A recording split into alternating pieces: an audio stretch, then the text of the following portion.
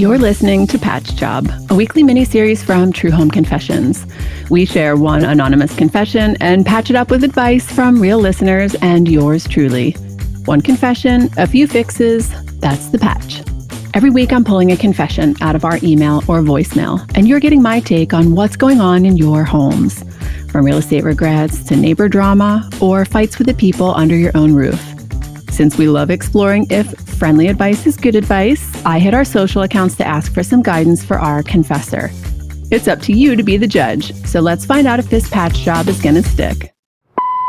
How on earth did I end up with so much stuff? I feel like I'm completely surrounded by the things that need to be put away or washed or donated, and I just ignore the piles because I have so much to do just to stay alive and pay the bills. And whenever I do get a few minutes, my brain is so overstimulated that all I want to do is sit and look at Instagram stories of other people who have their life together. I'm so mad at myself. I bet you're great at organizing. God, I wish you could come here with your people and do a makeover at my place, or even just come tell me what to do. Thank you. Okay, these episodes are different than our long format, so it's just you and me and the True Home Confessions community solving our friends' problems together. I hit our Instagram account and posted this confession in the DMs. Our community did not disappoint. I think this might actually be genius advice. So every time you put something away, I want you to reward yourself by buying something new. Seriously. So you fold the laundry, go buy something new, you donate, a bag of stuff. I want you to just treat yourself, because eventually my theory is you'll have so much stuff that the only option will be to upgrade to a bigger place. So honestly, this isn't chaos. I kind of see it as next level manifestation. You're literally spending your way into a whole new life. Whew, that's a take. Maybe don't do that. To our confessor, hey, I'm here to tell you that this is so relatable. This is such a normal place to be. I'm hearing the same thing from a lot of my friends in my life. And so I just want to tell you, you're not alone. I personally struggle like crazy with feeling overwhelmed with all the stuff I have to do and the stuff I'm surrounded by. So this one hits close to home. Or as Katie says, I have a really hard time focusing and finishing tasks and just putting stuff away. First of all, I just want this person to know that you are seen and heard, and I just completely understand how overwhelming life can get. Yep, that. Okay, so here's the approach. I'm going to come at this 3 different ways. First, with a little inspiration to maybe help shift your mindset. Then a little bit of triage to help you get moving today. And finally, a couple of my favorite ways to look at a space when I do makeovers. At the end of this, I'm hoping that you'll have a little lifeline, like a little idea of where you could start, and maybe, some hope.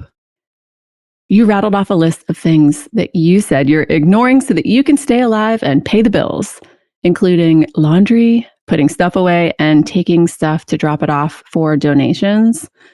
I mean, sometimes that feels like a full-time job in and of itself. I gotta say, I am proud of you for staying alive and paying your bills. Because seriously, the world feels crazy lately, and there's just a constant onslaught of news and trends and chaos. And dude, it's a lot. So I'm proud of you. You also mentioned Instagram.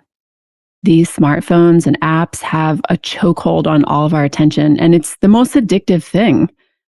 I feel like we find out more every day about how powerful these things are, and generally it just feels like it's kind of sucking my will to live. Here's what Kelly said about Instagram. So what I would say is that everyone on Instagram is also deeply depressed. Number one, don't be fooled by their aesthetically pleasing little photos because they just as sad as you are. I feel like Kelly has a point. It's making this addiction harder, that algorithm. It's not just showing you pretty, organized homes full of people that have their life together. It is tracking that you looked at them and that you paused, and then the algorithm is like, oh, you like that? Here's some more. Cleaner spaces, bigger closets, calmer lives, better containers, and then fridge tours, and then ads. So many ads. Instagram could be offering you some inspiration and ideas. And look, I know some accounts do an amazing job of educational content, but Instagram itself is offering content for you to watch for hours. And you think you're making progress, but it's actually offering you products that promise to fix you instead of you understanding yourself and what's going on in your own life. If you're already overwhelmed, all this stuff feels like a trap. The more you scroll, the more convinced you become that the answer to your chaos is entering your credit card info. That algorithm doesn't want you to feel better. It wants you to come up and worship at the altar of that ongoing scroll. And by the hope of feeling better, one little product at a time, over and over. I gotta say, if looking at Instagram images of other people's lives is making you feel shitty, start today limiting the time that you're on that app. And it's hard to do. On the other hand, I was listening to the Proxy podcast yesterday with Yahweh Shah, and she had a guest named Jason Yu, and he was talking about passive accumulation of motivation. And he was talking about it in reference to looking online and how that motivation can actually build up to something that's useful to you. I thought this was kind of an interesting counterpoint. This is how I feel when I watch cooking videos. I feel passively inspired to eat something better or try to remember to use something that's already in my pantry. So for me, food scrolling, it does actually make me feel good. But fashion scrolling and interior scrolling both make me think that I need to buy something. Pants that make my butt look better, sneakers with no laces, or a farm and like 10 acres of land. So for myself, I actually try to limit what I see in those categories. And I actually really try to put the phone down when I can feel myself spending too much time with it. I think, friend, it's up to you to look at your own habits. See if that Instagram scrolling is helping you passively accumulate motivation, or if it's just making you lose time and feel like crap. I think this is an assessment that's probably worth doing daily. But I think for you, I'm going to suggest another source of inspiration. Enter the organizing book. There have been so many organizing books and systems in the world, just thousands. Marie Kondo's Life-Changing Magic of Tidying Up, and Spark Joy, and The Home Edit, and Clutter Connection, and Organizing from the Inside Out, Decluttering at the Speed of Life. There's so many. Oh my goodness. I'll put some links to some really good ones in the show notes. A lot of these books actually started with someone trying to understand their own life and chaos and why they kept feeling out of control, which is actually why I think there are so many different ways to approach your own messy, chaotic life. A lot of these books start with trying to be kind to yourself and trying to be curious about what's not working in your home and your life. I find them all valuable, but if I'm being really candid, a bunch of these systems totally did not work for me. Today, I want to point you toward a different book. And sis, if you email me your address, I'm going to put it in the mail to you myself. It's called How to Keep House While Drowning by Casey Davis. I feel like this book truly meets you where you're at. There's kind of like I don't know how to describe it. There's like a softness to this book, like a gentleness maybe. It really worked for my sort of overtaxed brain. I think if you're a person who likes going for walks, it could be really worth it to take this out from the library or rent it or buy it as an audio version. I mean, at this point, then you're getting out, you're moving your body, and you're learning something that might actually help you get unstuck. You need to be harder on yourself and make progress and get serious about your life. And I don't know. This book is not like that. It's all about helping you to reframe the negative self-talk that's happening in your head and how to be nice to yourself while you're trying to make progress. I feel like she also tells you to give yourself permission for some things to get deprioritized, which I think you might already naturally be doing when you're saying you're walking by these piles and still getting stuff done. She talks about how you can create systems that might not make sense to anyone else, but they could work for you. I will tell you a little bit about one of mine in a bit. I think this book could be a great place to start for you for some non-Instagram inspiration. Okay, next up, I'm going to call this section triage. Have you ever heard that word before? I heard it a lot in medical stuff on TV, and triage is like how you look first at your situation and where you determine how bad everything is and what kind of band-aids you might need to apply or fixes you might need to solve. I think it can sometimes be stressful to take a hard look at where you're at, especially if you've had your head buried for a little while or haven't been feeling great. So I do have a couple of tips for how to set yourself up to succeed at this exercise. First things first, I'm going to need you to go eat something because nobody can get anything done if you're hungry. Don't be a hungry beast. Just eat a snack. Put some comfy clothes on, something, that you don't care about getting dusty if you're going to do a little organizing. And I just think it's helpful to turn on some music if you're going to try to change your headspace and change your actual space. My go-to is always some sort of like lo-fi chill station. You can always just add one more word, lo-fi chill summer, lo-fi chill studying. I don't know, a million of them out there. This is just great music to give you some background noise. One more thing that's super important, take your phone out of your pocket, out of your hand, plug it in across the room. I plug it in so that it's charging. That's like a useful thing. Just get it out of your hand. When I'm working on improving a space for somebody else, I usually start with main living spaces because that's where you spend the majority of your time. And I feel like progress in these spaces can feel the most powerful. So I look at everything with no judgment.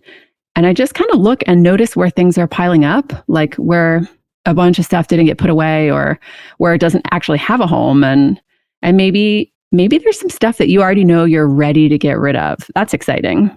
That always feels nice. For now, I think you're just looking. This is triage.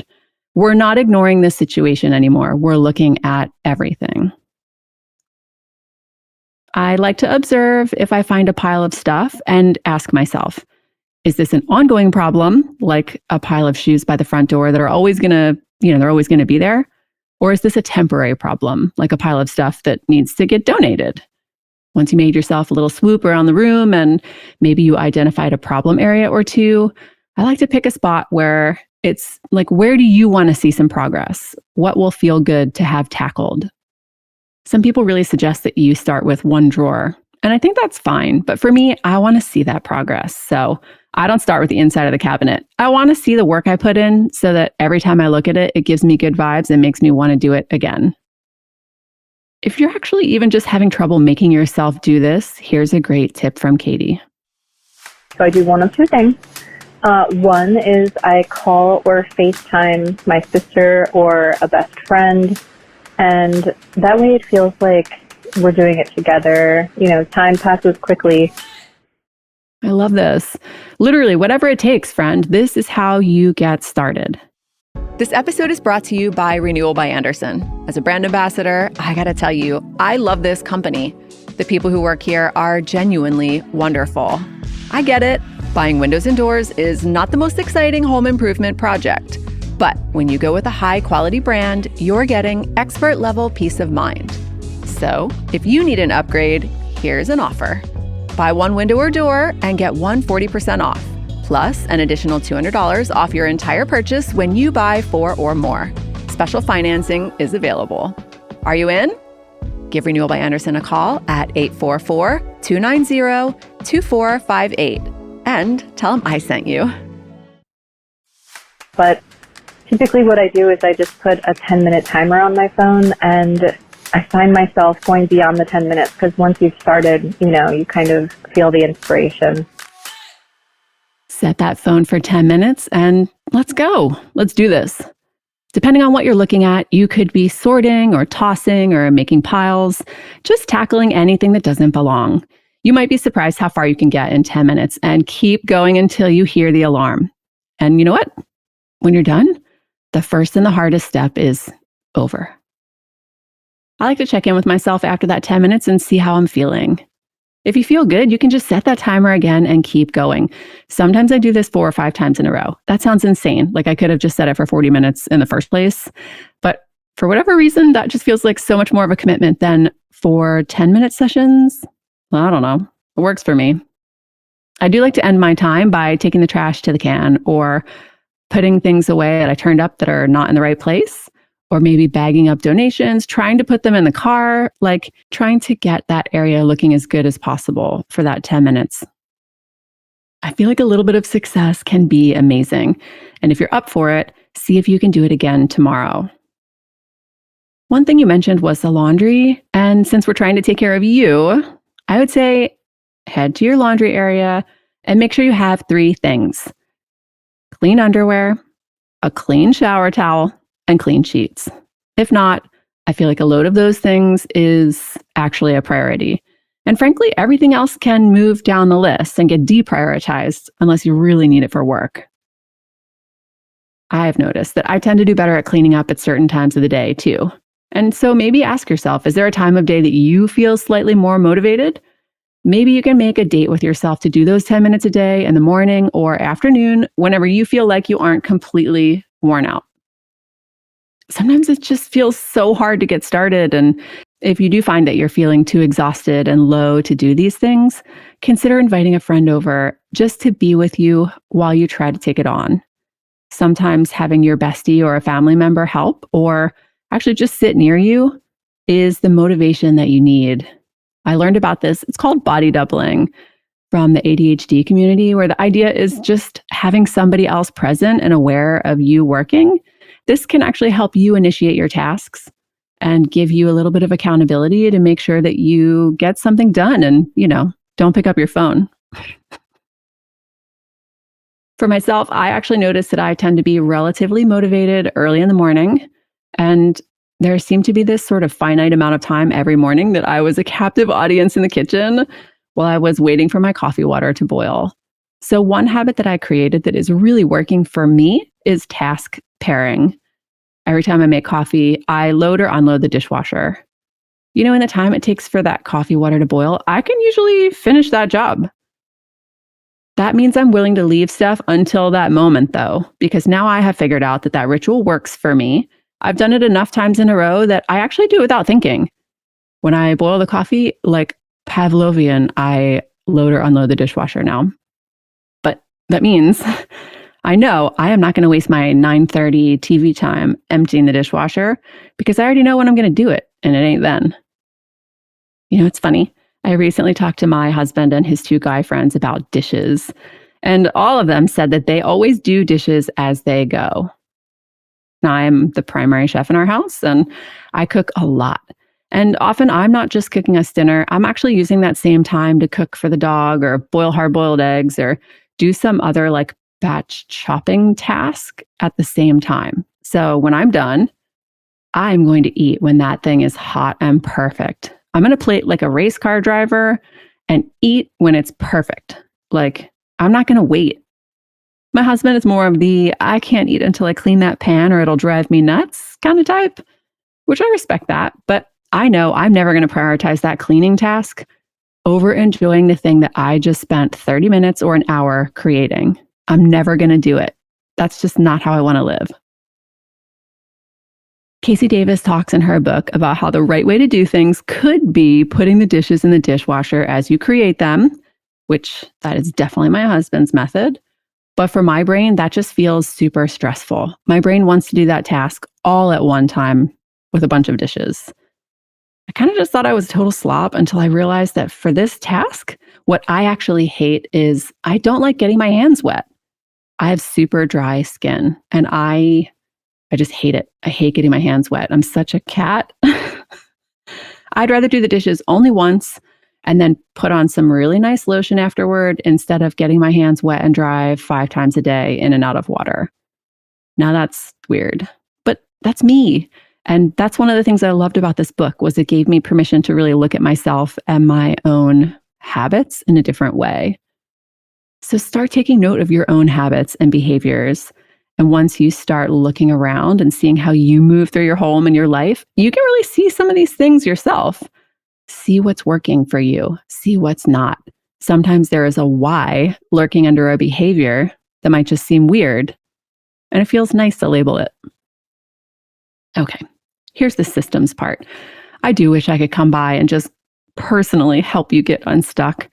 I love coming in and trying to whip a room or an apartment or even a whole house into shape. It is so satisfying for me, mostly because I've done it a ton of times and I feel like the solutions feel very natural to me.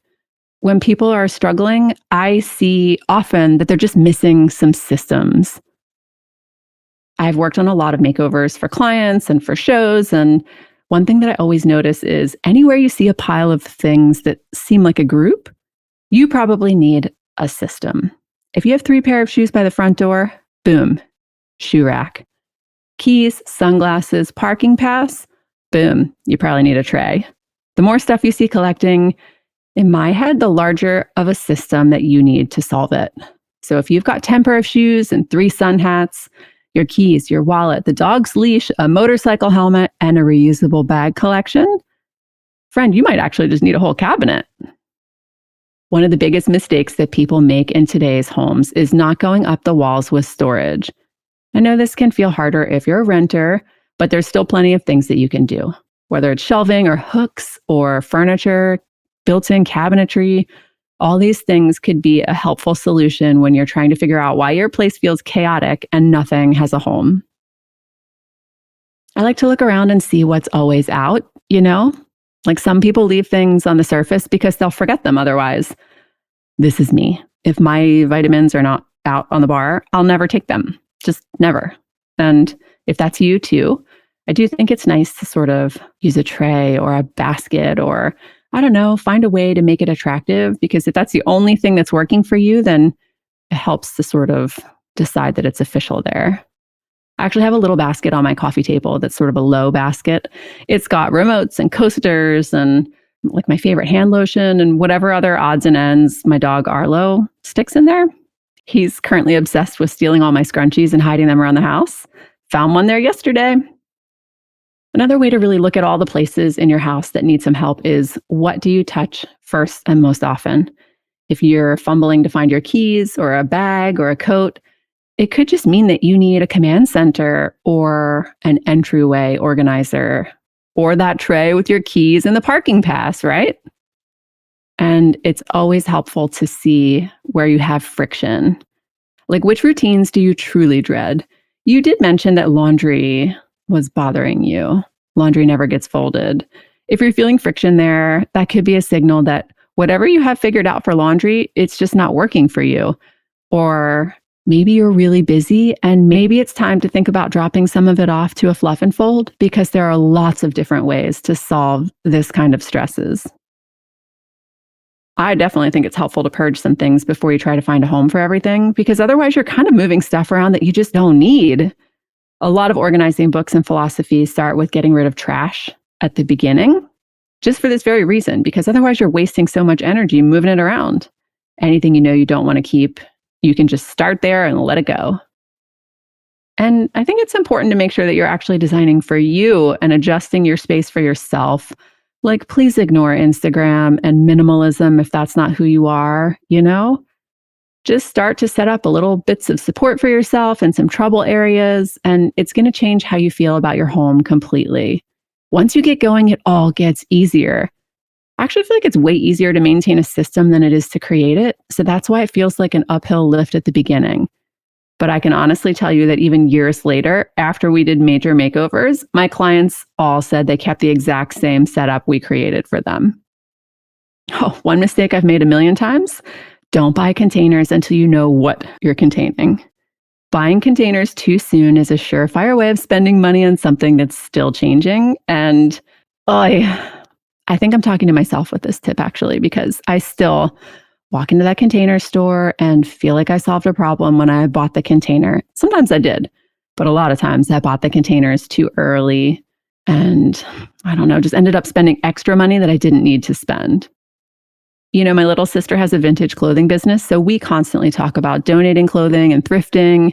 But I am here to tell you that if that pile of clothes that you have for donation is stressing you out, if you cannot muster the energy to drop it off at a donation place or 10 different ones, just let it go. Put it on Buy Nothing on Facebook, see if somebody will come pick it up, or put it on the curb with a sign that says free. Just let it go. Or maybe you even have a friend who might want to come look through some of the clothes that you're donating. You could always ask if they want to look through everything. Would they be open to taking the rest of it to Goodwill for you afterward? If you have cute stuff, sometimes this can really work. Also, be honest about the life that's left in the stuff. I know when I volunteered after the wildfires, we spent a ton of time throwing out stuff that never should have been donated in the first place. It was dirty. It was gross. It was like fast fashion crap that was like shredded, and it didn't need to be donated in the first place, which ties up that donation system with a bunch of stuff that was probably destined for the landfill anyway. Letting go of things that you don't have emotional bandwidth for and making a little bit of progress can truly free up some space in your brain to feel better and think about things a little more clearly. There's still a ton of things I find it hard to keep organized, like my closet, and other things that I'm actually doing so much better at. So I'm here to tell you it does get better. Do your 10 minutes a day on a favorite spot in your place.